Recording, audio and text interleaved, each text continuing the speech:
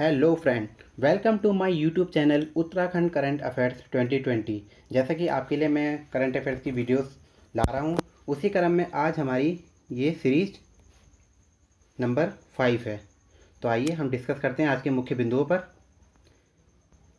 सबसे पहले हम बात करेंगे कि जो हरिद्वार दौरे पे स्वीडन के जो राजा और रानी कार्ल गुस्ताफ और रानी सिल्विया आए थे, उनके बारे में। स्वीडन के राजा और रानी द्वारा जो देश का हमारा पहला हाइब्रिड इम्यूनिटी जो एसटीपी है, उसका उद्घाटन किया गया। और देश का जो हमारा पहला हाइब्रिड इम्यूनिटी एसटीपी है, उसका उद्घाटन हरिद्वार उत्तराखंड में हुआ। इस पर हम अभी विस्तृत चर्चा करेंगे। और जो हमारा अगला बिंदु है वो ये है, जो उत्तराखंड में अनाथ बच्चों को अब 5% आरक्षण दिया जाएगा। उनको ये आरक्षण शासकीय और अशासकीय जो सेवाएं होती हैं या नौकरियां होती हैं, उनमें आरक्षण दिया जाएगा। इससे पहले महाराष्ट्र में 1% आरक्षण की व्यवस्था की गई थी।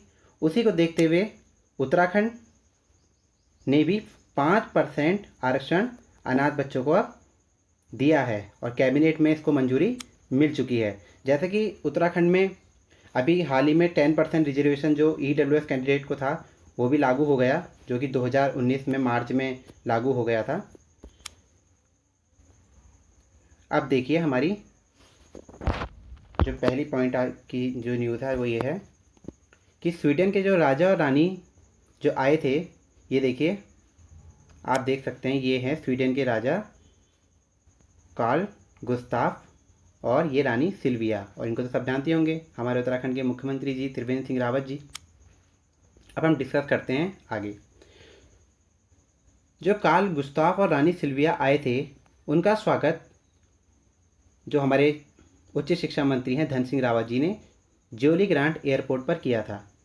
और इसके बाद कार्ल गुस्ताफ और रानी सिल्विया ऋषिकेश के रामझूला में भ्रमण करने के लिए गए और उसके बाद वो हरिद्वार गए। हरिद्वार में उन्होंने जो नमामि गंगे जो योजना है, उसके तहत एक हाइब्रिड इम्यूनिटी एसटीपी का लोकार्पण किया। जो एसटीपी है हमारा, उसको हम कहते हैं सीवर ट्रीटमेंट प्लांट। और जो यह एसटीपी जो है वही बेस्ट प्रोजेक्ट है। और इसके लोकार्पण के समय केंद्रीय जल शक्ति मंत्री जो हमारे गजेंद्र शेखावत जी हैं और मुख्यमंत्री त्रिवेंद्र सिंह रावत जी मौजूद थे और उन्होंने पूरे षड्यंत्र का निरीक्षण भी किया।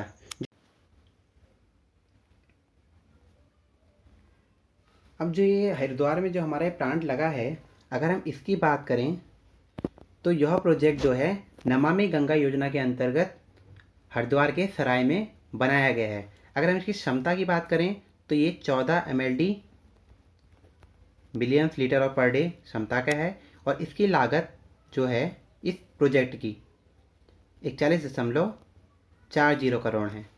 और इस परियोजना के जो हमारे प्रबंधक हैं वो हमारे RK जैन जी हैं। ठीक है। और इसके तहत गंदे पानी को ट्रीटमेंट किया जाएगा और साफ किया जाएगा, उसके बाद ही गंगा में छोड़ा जाएगा। और इस मौके पर कार्ल गुस्ताफ ने गंगा की निर्मलता को हो रहे प्रयासों की सराहना की। ये देखिए, ये है हमारा एसटीपी जो हरिद्वार के सराय में बना है।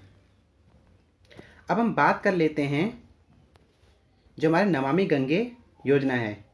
क्या है हमारी नमामि गंगे योजना?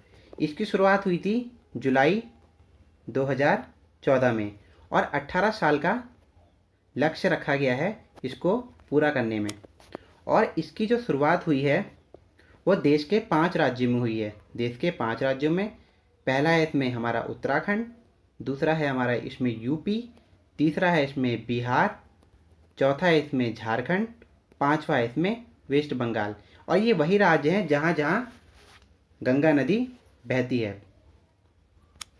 और इसकी देखरेख जो है हमारे केंद्रीय जल संसाधन मंत्रालय है और गंगा सफाई कायाकल्प मंत्रालय है, उसके द्वारा किया जाएगा। जैसा कि हम जानते हैं, गंगा जो है वो जो नदी है वो बहुत महत्वपूर्ण नदी है, क्योंकि देश की जो 40% आबादी है वो गंगा पर निर्भर करती है, और सांस्कृतिक और आध्यात्मिक दृष्टि से भी इसका बहुत महत्व है। और हम बात करें अब उत्तराखंड में, तो इसके तहत नमामि गंगे योजना के तहत 34 प्रोजेक्ट जो है उत्तराखंड में चल रहे हैं, जिसका काम गंगा के पानी की सफाई और शोधन करना है। और 1144.77 करोड़ की योजना खाली उत्तराखंड में ही लगेगी, जिसमें क्या है 165.50 MLD के ट्रीटमेंट प्लांट लगेंगे, और इनका जो नेटवर्क है वो 152 किलोमीटर का है, यानी कि 152 किलोमीटर की जो लंबाई है गंगा में, वहाँ इनको डिप्लॉय किया जाएगा और ये गंगा के शोधन का कार्य करेंगे। तो आशा करता हूँ कि आपको इस विषय में पूरी जानकारी अच्छी मिली होगी। और हम एक बात कर लेते हैं जो स्वीडन की। जो स्वीडन जो देश है, उसकी जो राजधानी है वो आपको सबको पता होगी, वो क्या है हमारी स्टॉकहोम। और अब हमें ये भी देखना है जो स्वीडन है उसके आसपास कौन कौन से उसके पड़ोसी देश हैं। जैसे कि आप देख रहे हैं, ये है हमारा स्वीडन, और नॉर्वे जो है, फिनलैंड है, वो इसके पड़ोसी देश हैं। इधर डेनमार्क है नीचे। और जो इम्पोर्टेंट चीज़ है वो है इसके जो मध्य में बाल्टिक सी है, यानी कि स्वीडन जो है वो बाल्टिक सी के आसपास है। और अब आपके लिए एक वर्क है कि आप हमें बताएं कि स्वीडन के अभी प्रधानमंत्री कौन हैं, और इस समय स्वीडन की जो भाषा है वो क्या है। ये आप कमेंट बॉक्स में ज़रूर इसका आंसर दें। तो ऐसा करता हूँ कि आपको सारे पॉइंट अच्छे लगे होंगे, और अगर अच्छे लगे हो तो प्लीज़ वीडियो को लाइक करें।